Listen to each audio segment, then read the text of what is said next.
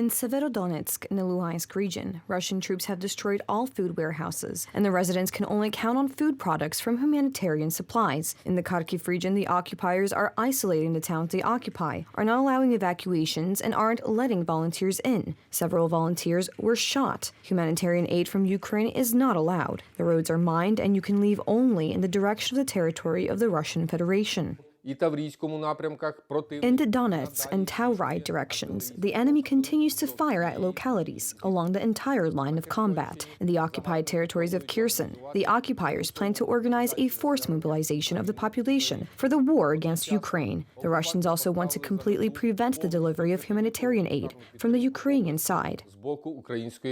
Yesterday, it was agreed to evacuate civilians from the Azovstal metallurgical plant in Mariupol, but the Russian forces did not uphold the ceasefire. Only 4 buses with evacuated Mariupol residents managed to leave the city. Ukrainian Deputy Prime Minister Irina Vereshchuk announced that further attempts will be made in the near future.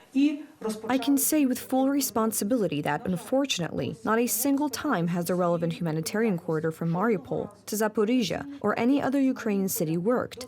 We can only help a few people to leave, to save themselves. However, Vladimir Putin is not going to let this happen. We will block this area so tightly that a fly will not pass over it. Offer all those who have not yet laid down their arms to do so. The Russian side guarantees them life and decent treatment on the basis of relevant international legal acts. We will provide professional medical assistance to all injured. In turn, an advisor to the president of Ukraine, Mikhailo Podolak, assured that Ukraine is ready for a special round of negotiations regarding the besieged city of Mariupol.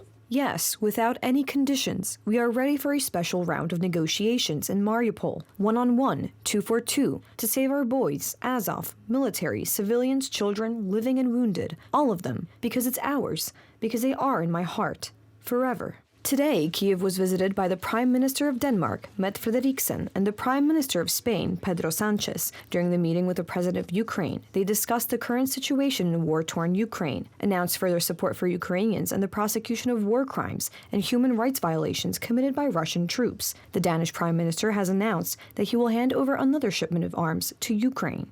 Since the beginning of the invasion of Ukraine, Russia has already lost almost 21,000 soldiers, 172 planes, 829 tanks, and almost 400 artillery systems. Ukraine has conducted its 6th exchange of prisoners of war with Russia. 19 people returned home, including civilians and soldiers.